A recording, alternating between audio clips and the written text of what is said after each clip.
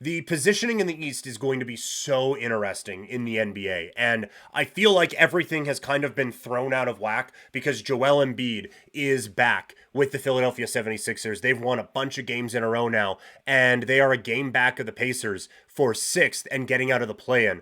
And all of a sudden now, this Philadelphia 76ers team that seemed kind of cooked, and they might still be cooked, by the way. Like it feels like are playing a very dangerous game with Embiid, and the amount that they have played him in some of these games. But could you imagine if they're able to catch the Pacers, get into that sixth seed, and then they're not even on the Celtics side of the bracket? That would be just such an amazing turnaround for this team that kind of felt like they were dead and gone at various points without Joel Embiid. But now they have a chance. Not that the Bucks are a cakewalk or anything like that.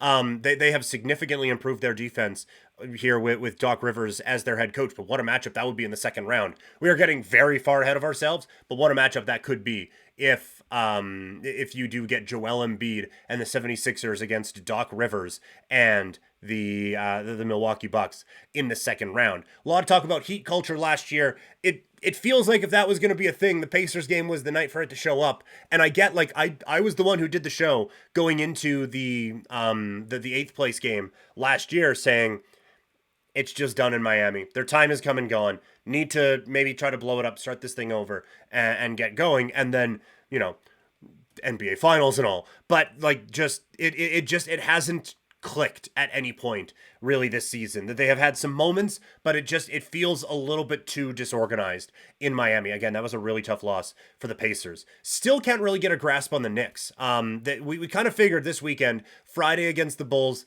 Sunday against the Bucks. This is a team that's going to go 1-1. Just not the way they did it, losing to the Bucks on Friday and then coming back with a really impressive performance against Milwaukee on Sunday. They're tied with Orlando for third. They don't have the tiebreaker, so they're currently fourth. That third spot is so key. Again, it feels weird to be competing to play Giannis in the second round, but we saw what happened to Milwaukee last year. We've seen what has gone on in different points in Milwaukee this year. You just have a better shot of beating them than you do the Boston Celtics, and then you hope something happens with the Celtics in the first couple of rounds. So that getting into that third spot is going to be so important for them. I think they do get by the Cavaliers if it's the 4-5 again. But I mean, look, you get the three, like, oh, hey, congratulations. Maybe you get Joel Embiid in the first round. If they get the Pacers, I think they beat them rather handily. If they get Embiid, that would be a very interesting story. Again, it's just that this Joel Embiid thing, like I said, it throws everything off in the East. Out West, so much still on the line. We know the playoff teams, the 10 that are getting in. Houston gave it a bit of a run for a bit, and then Golden State put them back in their place. But first in the West, basically on the line Wednesday with Minnesota taking on the Denver Nuggets. This is such an important game, I think, for Denver. Look, if they have to go into Game 7 in Minnesota in the West Final, I think they'll deal with it. But that home court advantage for the Denver Nuggets is so profound, given the, air thinness and all of that out in Denver.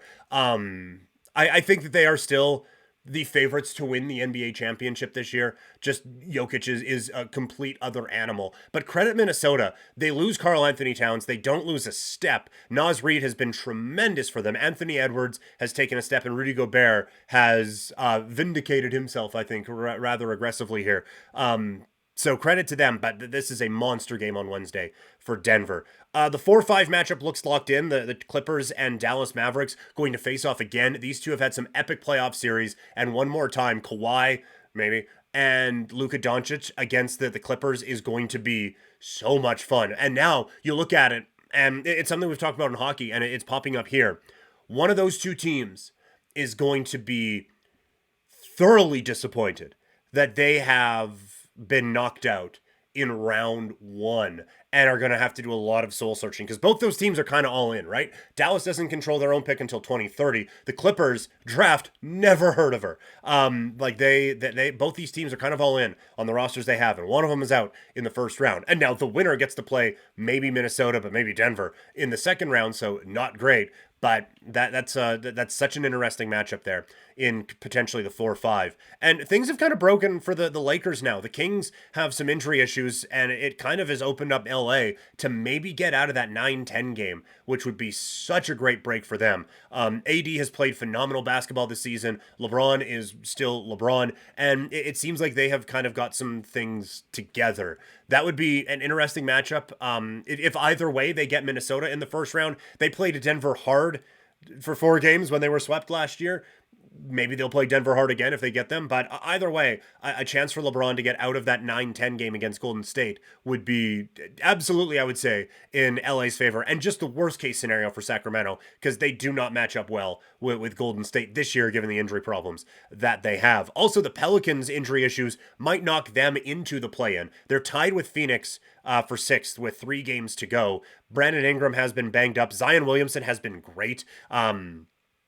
What a matchup that would be in the first round. Either way, what a matchup it would be in the first round. Either Suns Thunder or Pelicans Thunder in that first round. Just so much great basketball is going to be played. But like I want to consider the Pelicans a real like underdog. Not underdog, but a real dark horse in the West. And if they could have just got into that matchup against the Clippers, I think they match up so well with LA. That would have been such a big break for them, and they just can't do it with the injuries to Ingram. But this has been an important year for New Orleans because it's shown that Zion can still be the guy, and that's very important for this franchise moving forward.